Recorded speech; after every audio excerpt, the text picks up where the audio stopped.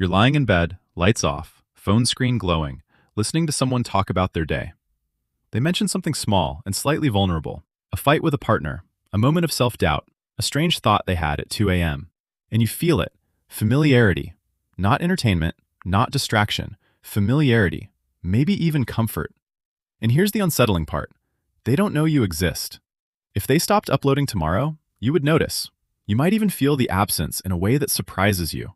That's the paradox of modern connection.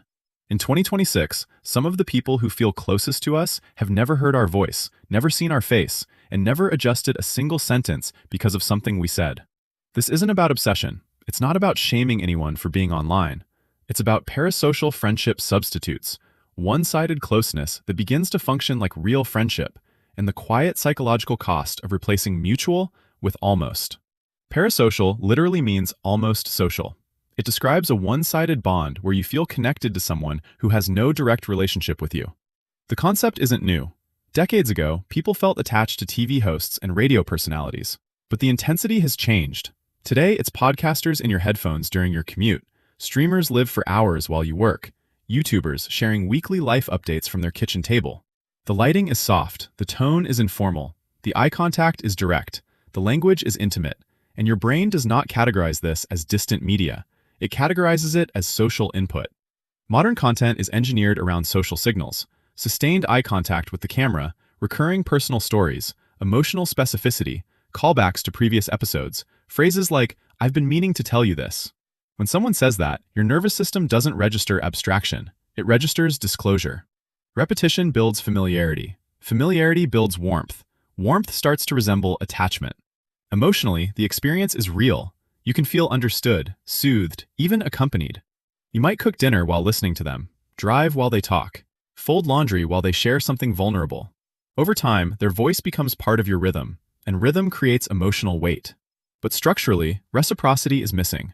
There is no feedback loop, no moment where they pause and genuinely adjust to your specific reaction, no instance where they notice your silence or ask a follow-up question tailored to your life. It is connection without mutual awareness. And it feels stronger now for a reason. Adult life has become fragmented. Work stretches beyond office hours. People relocate more frequently. Friendships stretch across time zones and competing schedules. You may have dozens of contacts and group chats, yet very few unstructured hours together. Many interactions are compressed into quick updates, emojis, short voice notes. Depth competes with logistics. Parasocial bonds slide perfectly into that gap. There is no scheduling friction, no risk of awkward silence, no need to coordinate calendars. You press play, and the connection begins. They are present when you want them to be.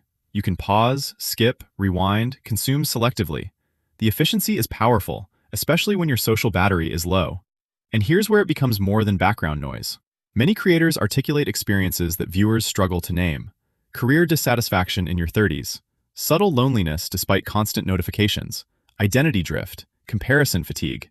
When someone clearly expresses what you've been carrying internally, alignment happens. You think, that's exactly what I've been trying to say. That moment feels like recognition, and recognition is central to friendship. But in friendship, recognition is mutual. Your friend also reflects something back to you. They notice your tone shift. They remember details you forgot you shared. They respond to your specific patterns. That back and forth creates a loop.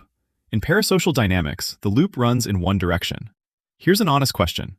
Have you ever felt more emotionally aligned with a creator than with someone in your actual contact list?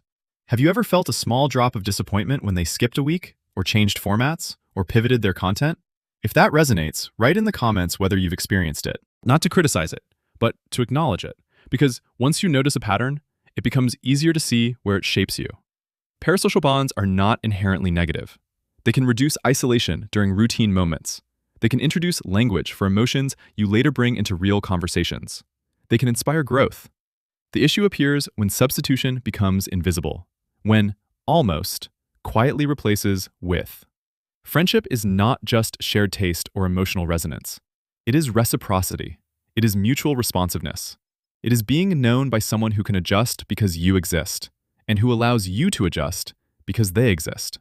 That responsiveness shapes identity. When you speak to a friend, you see yourself reflected in their reactions. You calibrate your humor, your boundaries, your emotional intensity. You adjust, and they adjust back. Disagreements refine you.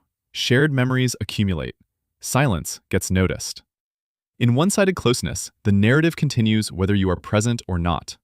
If you disappear from a comment section, the content stream flows on unchanged. In friendship, your absence shifts something.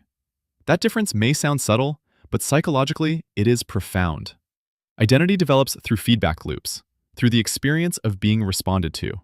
If most of your emotional resonance comes from people who don't know you exist, who is actively shaping you? Media warmth can soothe you during uncertainty. It can comfort you after a long day, but it cannot challenge you in a way that forces growth. It cannot ask a question tailored to your exact dilemma. It cannot remember what you said last week and hold you accountable. That is not a failure of creators. It is a structural limit of the format. There is also a cultural incentive reinforcing this dynamic. Creators are rewarded for accessibility and relatability, direct address, casual tone, behind-the-scenes honesty, community language like we, us, this space. These cues generate belonging, and belonging feels stabilizing in a fragmented world. But belonging without mutual recognition can blur expectations. When a creator takes a break, pivots their content, or evolves, some viewers feel something personal, sometimes even betrayal. That reaction reveals how real the bond felt, but it also reveals the asymmetry. The closeness felt mutual, yet it was never structurally designed to be. Warmth is not the same as reciprocity. Familiarity is not the same as mutual awareness. Emotional resonance is not the same as shared responsibility. Parasocial substitutes feel satisfying because they deliver consistency and intimacy at low cost. Real friendship delivers reciprocity and transformation at higher cost. That higher cost, time, vulnerability, negotiation, is precisely what makes it irreplaceable. If a podcast sometimes feels closer than a friend, it does not mean you are socially incapable. It means your brain is responding normally to repeated, emotionally detailed presence. The signals are working exactly as designed. The important part is clarity, understanding what the bond offers and what it cannot. Because when real reciprocity is required, during conflict, major decisions, moments of vulnerability, a media voice cannot step into the room. It cannot look back at you and adjust in real time. And that is where the quiet cost appears. Not as drama, not as crisis, but as a subtle gap between feeling connected and actually being known. If this resonates, I would genuinely like to hear your experience. Have you ever caught yourself feeling real closeness with someone who doesn't know you exist? Have you felt the difference between warmth and reciprocity?